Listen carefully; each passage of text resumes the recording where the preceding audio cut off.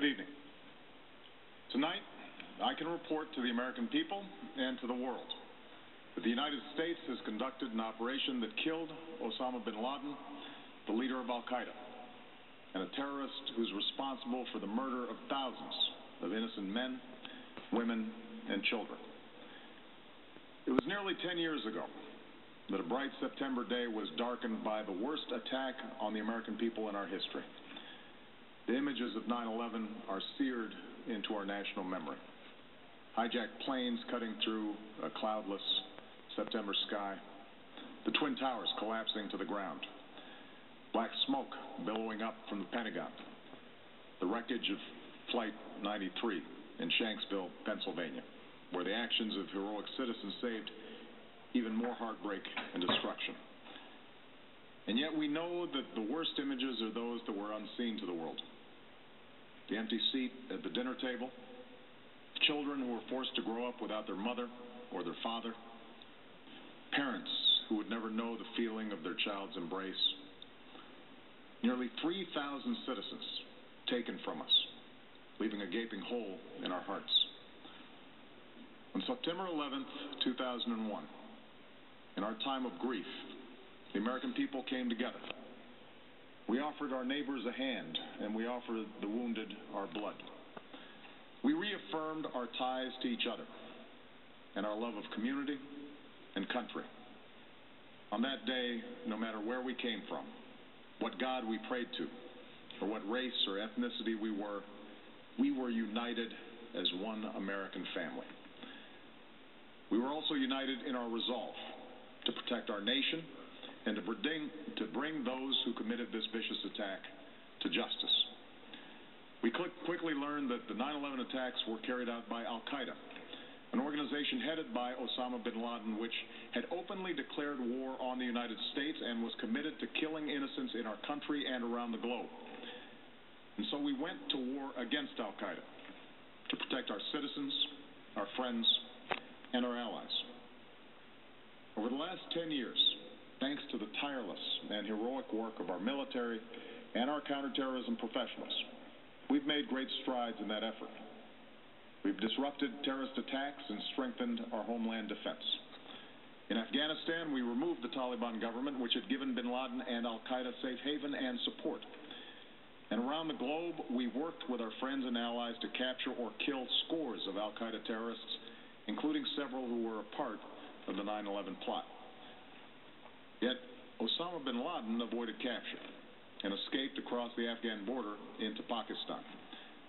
Meanwhile, Al-Qaeda continued to operate from along that border and operate through its affiliates across the world. And so shortly after taking office, I directed Leon Panetta, the director of the CIA, to make the killing or capture of Bin Laden the top priority of our war against Al-Qaeda, even as we continued our broader efforts to disrupt, dismantle, and defeat his network. Then, last August, after years of painstaking work by our intelligence community, I was briefed on a possible lead to Bin Laden. It was far from certain, and it took many months to run this thread to ground. I met repeatedly with my national security team as we developed more information about the possibility that we had located Bin Laden hiding within a compound deep inside Pakistan. And finally, last week, I determined that we had enough intelligence to take action and authorized an operation to get Osama Bin Laden and bring him to justice. Today, at my direction, the United States launched a targeted operation against that compound in Abbottabad, Pakistan. A small team of Americans carried out the operation with extraordinary courage and capability. No Americans were harmed. They took care to avoid civilian casualties. After a firefight, they killed Osama Bin Laden and took custody of his body. For over 2 decades, Bin Laden has been Al-Qaeda's leader and symbol, and has continued to plot attacks against our country and our friends and allies. The death of Bin Laden marks the most significant achievement to date in our nation's effort to defeat Al-Qaeda. Yet his death does not mark the end of our effort. There's no doubt that Al-Qaeda will continue to pursue attacks against us. We must, and we will, remain vigilant at home and abroad. As we do, we must also reaffirm that the United States is not and never will be at war with Islam. I've made clear, just as President Bush did shortly after 9/11, that our war is not against Islam. Bin Laden was not a Muslim leader. He was a mass murderer of Muslims. Indeed, al-Qaeda has slaughtered scores of Muslims in many countries, including our own. So his demise should be welcomed by all who believe in peace and human dignity. Over the years, I've repeatedly made clear that we would take action within Pakistan if we knew where bin Laden was. That is what we've done. But it's important to note that our counterterrorism cooperation with Pakistan helped lead us to bin Laden and the compound where he was hiding. Indeed, bin Laden had declared war against Pakistan as well and ordered attacks against the Pakistani people. Tonight, I called President Zardari, and my team has also spoken with their Pakistani counterparts. They agree that this is a good and historic day for both of our nations. And going forward, it is essential that Pakistan continue to join us in the fight against al-Qaeda and its affiliates. The American people did not choose this fight. It came to our shores and started with the senseless slaughter of our citizens. After nearly 10 years of service, struggle, and sacrifice, we know well the costs of war. These efforts weigh on me every time I, as Commander-in-Chief, have to sign a letter to a family that has lost a loved one, or look into the eyes of a service member who's been gravely wounded. So Americans understand the costs of war. Yet, as a country, we will never tolerate our security being threatened, nor stand idly by when our people have been killed. We will be relentless in defense of our citizens and our friends and allies. We will be true to the values that make us who we are.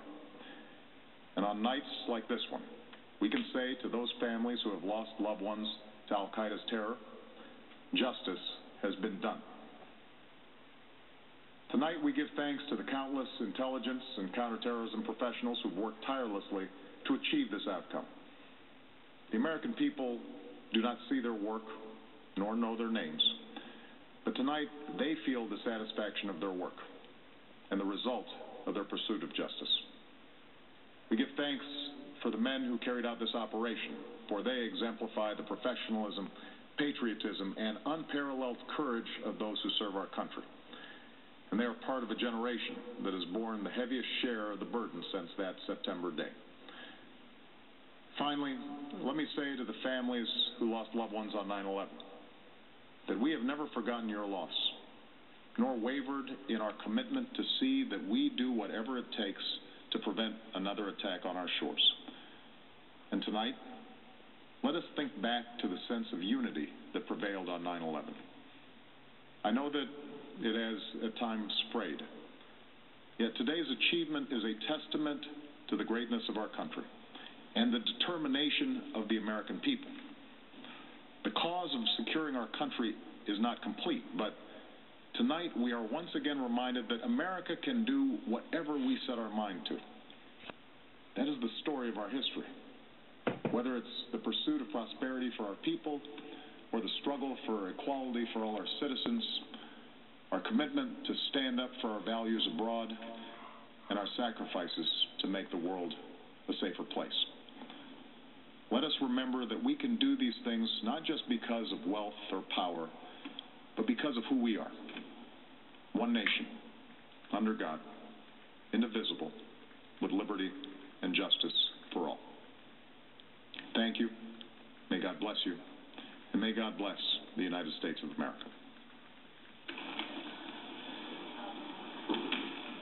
And with that, the President of the United States announcing that Osama Bin Laden, the founder of al-Qaeda, a man with thousands of Americans' blood on his hands, has been killed in an overseas raid at the hands of the United States military.